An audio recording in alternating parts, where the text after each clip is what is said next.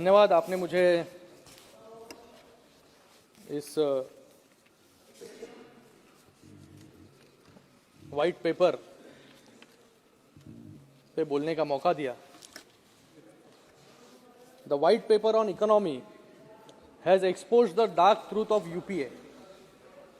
I think this paper should be renamed as black paper on governance. Many argue, what is the need of a paper on UPA now?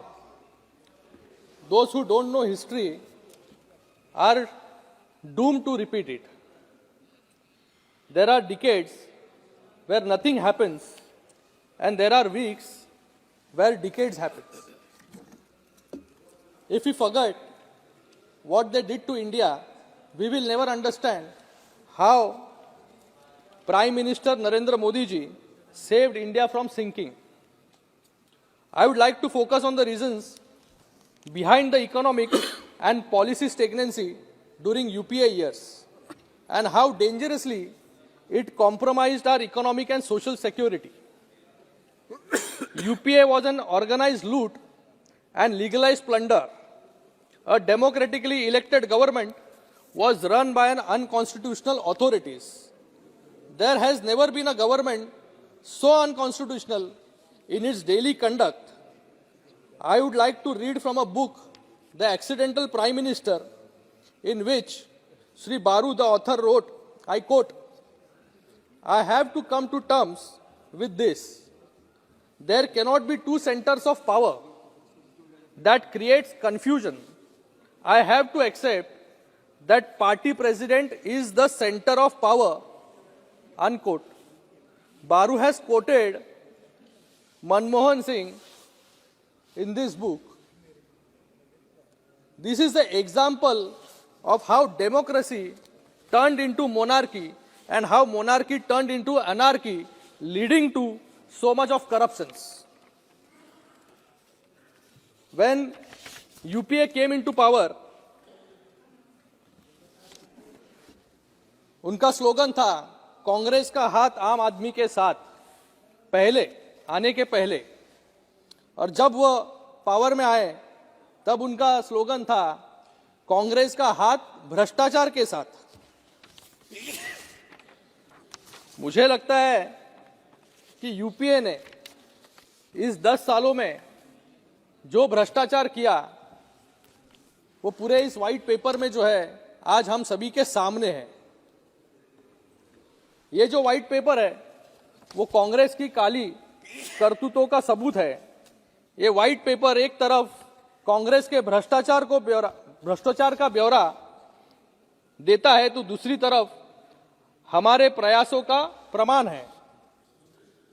हम सब इस नई संसद में 17वीं लोकसभा के अंतिम सत्र में हैं और मैं इसे अपना सौभाग्य मानता हूं कि मैं 10 वर्ष इस सदन का सदस्य रहा हूं, जिसमें हमने डिकेड ऑफ डेवलपमेंट देखा और यूपीए के कार्यकाल में हमने डिकेड्स ऑफ डिजास्टर देखा। इस 10 वर्षों में मैंने देश को फ्रजाइल पाथ से टॉप 5 इकोनॉमीज में जाते हुए देखा। मैंने G20 के माध्यम से इस देश को एक ग्लोबल सुपर पावर बनते देखा। मैंने इस दशक में गर्व की अनुभूति की जब चंद्रयान की सफल लैंडिंग हुई। मैंने महिलाओं का सम्मान होते देखा जब इस संसद में नारी शक्ति अधिनियम को कानून बनाया गया। मैंने स्वर्गीय बाला साहब ठाकरे जी का भी सपना इस सदन में ही पूरा होते हुए देखा जब गृह मंत्री जी ने धारा 370 हटाने का काम भी इस सदन में किया और पूरे भारत की आस्था और वर्षों से चली आ रही मांग को भी पूरा होते हुए इस सदन में ही देखा जब हमने 22 जनवरी को अयोध्या में प्रभु श्री राम जी की प्राण प्रतिष्ठा जय श्री राम वहां पर की गई। ये जो सरकार थी इन्होंने रेल में, तेल में, खेल में सब में भ्रष्टाचार किया और जिन्होंने ये भ्रष्टाचार किया वो गए जेल में और जो बाहर है वो आए हैं बेल में। और यो जो जो जिनकी वकालत करते हैं वो आते हैं इस वेल में। ऐसी परिस्थिति जो है इनकी आज यहाँ पर है। मैं आज यहाँ पर सभी का भाषण सुन रहा था कि किस प्रकार जो है यूपीए के कार्यकाल में अच्छा काम हुआ। यहाँ पर सभी हमारे विपक्ष के भाई यहाँ पर कह रहे थे, लेकिन मुझे लगता है और आज मुझे लगता है ये जो व्हाइट पेपर है, ये जो व्हाइट पेपर इनके काले कारनामों का जो है एक आईना है। मुझे लगता है कि ये व्हाइट पेपर देखने के बाद तो जो है आज इनको समझ में आना चाहिए कि किस प्रकार 10 साल जो है इन्होंने इस देश पर शासन किया।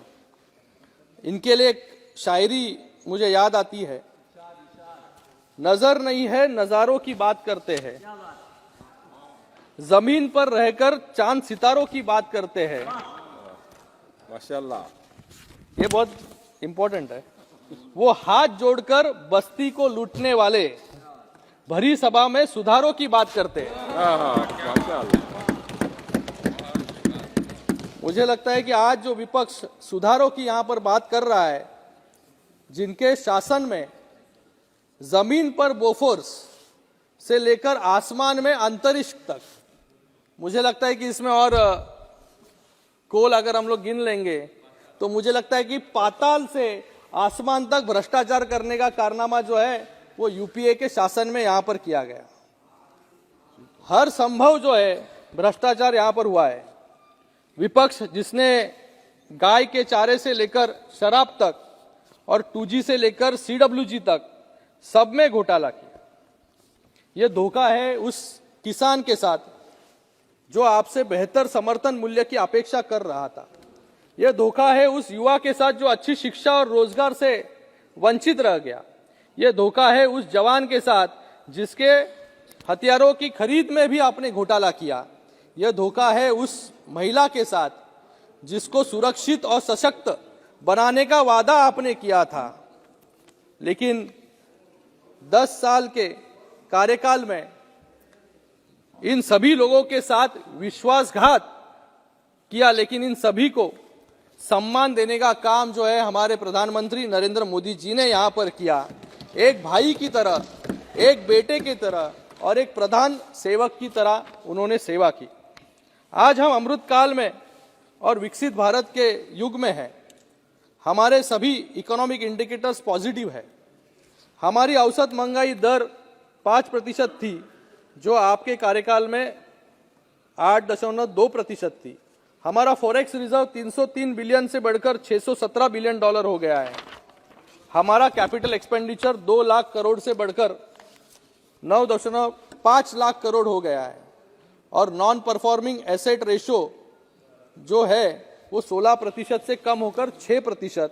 और जीडीपी ग्रोथ में हम फास्टेस्ट ग्रोइंग इकोनॉमी है। मॉर्गन स्टैनली जिसने 2013 में भारत को फ्रजाइल इकोनॉमी कहा था, आज वही भारत को 2023 में fastest growing economy with macro economic stability बोल रहे हैं। जिस चीन का उदाहरण और तारीफ कांग्रेस पार्टी करती है, उसके स्टेट रन ग्लोबल टाइम्स ने भी भारत की इकोनॉमिक डेवलपमेंट और फॉरेन पॉलिसी की प्रशंसा की है। मैं विपक्ष वालों को ये कहना चाहूंगा कि आप इल्जाम लगाते रहिए, हम इतिहास जो है यहां पर बनाते रहेंगे। इस श्वेत पत्र में बहुत विस्तृत तरीके से हर सेक्टर की जानकारी दी है। मैं यहां पर कुछ सेक्टर का उदाहरण यहां पर देना चाहूंगा। सबसे पहले डिफेंस सेक्टर। हम अपने जवानों पर गर्व करते हैं। हमारा डिफेंस प्रोडक्शन आज 1 लाख करोड़ के पार हो गया है। हमने डिफेंस कॉरिडोर बनाया।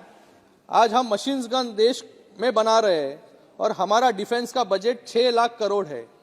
डिफेंस कैपेबिलिटी की कमी के कारण क्या परिणाम होता है, उसका सबसे प्रमुख उदाहरण हमने देखा मुंबई में, जहां पर 26/11 हमला वहां पर हुआ और जहां पर हमारे पुलिसकर्मियों के पास सिर्फ 303 राइफल थी और आतंकवादियों के पास जो है AK-47 वहां पर थी। ऐसी परिस्थिति जो है 2008 में हमारे देश की थी।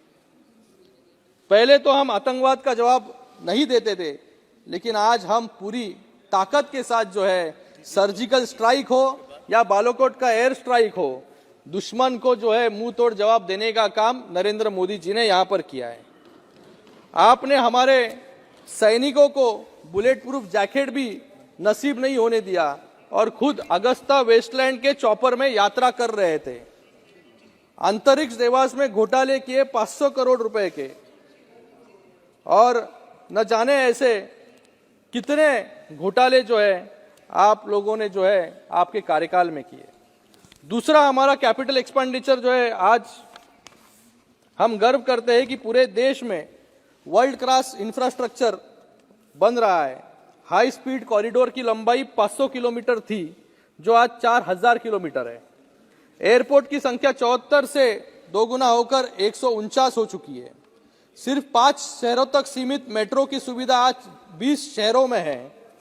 25,000 किलोमीटर से ज्यादा रेलवे ट्रैक बिछाए गए। 49 से ज्यादा रूट्स पर वंदे भारत ट्रेन चल रही है और अमृत भारत स्टेशन योजना के तहत 1300 से ज्यादा रेलवे स्टेशनों का कायापालट हो रहा है। आज हमारा कैपिटल एक्सपेंडिचर जीडीपी का 3.4% है और हम इस वर्ष 11 लाख करोड़ खर्चा करेंगे कैपिटल एक्सपेंडिचर पर। यह हमारी उपलब्धियां है। और आपने क्या किया? देश के रिसोर्स को कौड़ी के भाव में बेचा। 1.7 लाख करोड़ का 2G घोटाला किया। कोयले घोटाले में 1.86 लाख करोड़ का भ्रष्टाचार किया। इन दोनों घोटालों में सुप्रीम कोर्ट ने आपके भ्रष्टाचार की पुष्टि की और लाइसेंस आपका कैंसिल किया।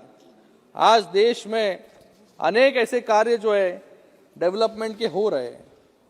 ऐसे अनेक उदाहरण जो है यहाँ पर हम लोग दे सकते हैं।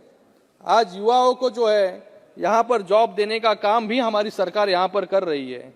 स्टार्टअप्स में आज हम यहाँ पर नंबर 1 है। मैं कुछ उपलब्धियां जो है महाराष्ट्र के बारे में यहाँ पर कहना चाहूँगा।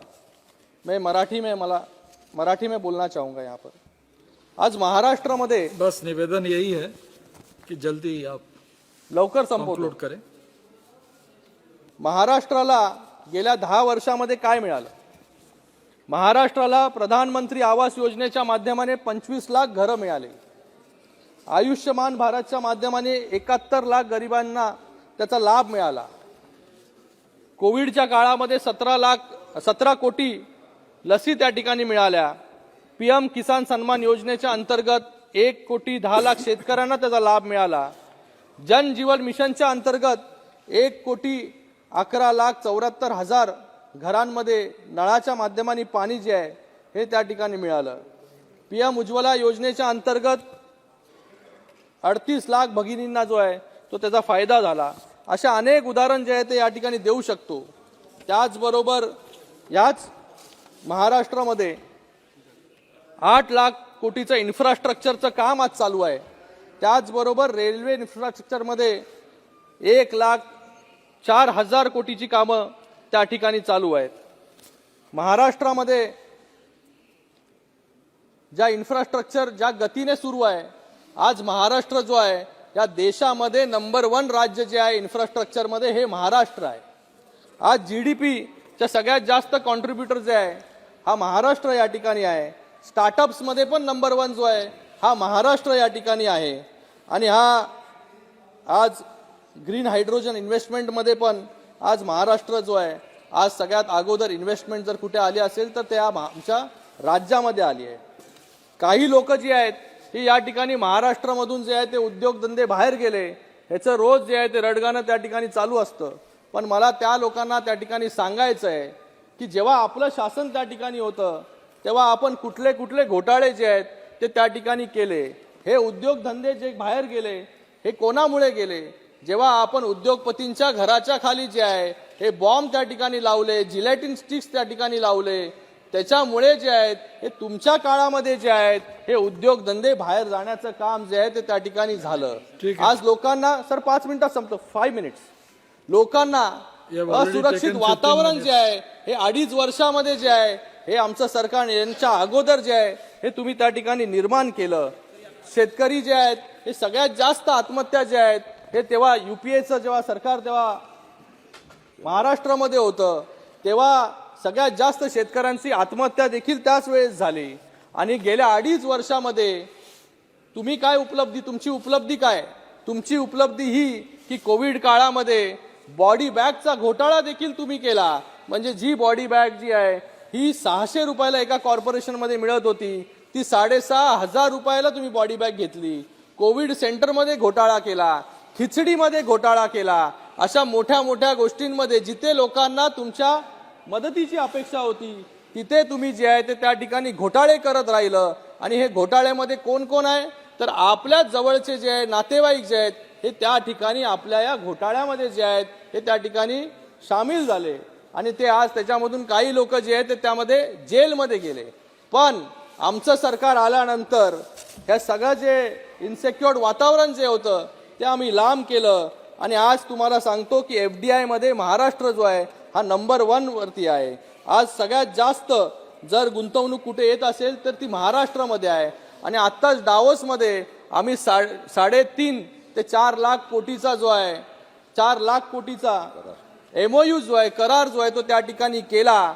आणि याच्यामधून मला वाटतं 85% पेक्षा जास्त एक्झिक्युशन जे आहे हे या ठिकाणी महाराष्ट्रामध्ये येणाऱ्या काळामध्ये त्या ठिकाणी होणार आहे. तर महाराष्ट्रामध्ये आत्ताच माननीय प्रधानमंत्र्यांनी MTHL जे गेले अनेक वर्ष फक्त पेपरवरती होतं त्याला देखील पूर्ण करण्याचं काम जे आहे या महाराष्ट्र राज्याचे मुख्यमंत्री एकनाथजी शिंदे साहेब आणि उपमुख्यमंत्री देवेंद्र फडणवीस साहेब आणि अजितदादा या सगळ्यांनी मिळून त्या ठिकाणी केलं माननीय नरेंद्र मोदी साहेबांच्या मार्गदर्शनाखाली. त्यानंतर मुंबई नागपूर समृद्धी महामार्ग असेल तो देखील कमी कालावधीमध्ये जो आहे तो पूर्ण करण्याचं काम महाराष्ट्राने या ठिकाणी केलं. नवी मुंबईचा एअरपोर्ट असेल ते देखील त्या ठिकाणी आज त्याचं काम चालू आहे. लवकरात लवकर लोकांच्या सेवेमध्ये जे आहे हा नवी मुंबईचा एअरपोर्ट येईल. त्याचबरोबर धारावीची रिडेव्हलपमेंट प्रोजेक्ट असेल तो देखील त्या ठिकाणी आज सुरू होतोय. आणि त्याचबरोबर मेट्रो लाईन मुंबईमध्ये असेल 350 किलोमीटर पेक्षा जास्त मेट्रो लाईनचं काम जे आहे हे या ठिकाणी मुंबईमध्ये या ठिकाणी होत आहे. तर एवढी मोठी सगळी कामं जी आहेत ही या ठिकाणी मुंबईमध्ये महाराष्ट्रामध्ये होत आहेत मान्य नरेंद्र मोदीजी साहेबांच्या नेतृत्वाखाली. मी आज या ठिकाणी या देशाचे प्रधानमंत्री नरेंद्र मोदी साहेब आणि त्याचबरोबर वित्तमंत्री या दोघांचेही या ठिकाणी खूप खूप धन्यवाद व्यक्त करतो की आज जो हा व्हाईट पेपर या ठिकाणी आणला आणि खरा चेहरा जो आहे काँग्रेसचा जो आहे तो लोकांच्या समोर तुम्ही आणला त्याबद्दल तुमचे खूप खूप धन्यवाद. जय हिंद, जय महाराष्ट्र.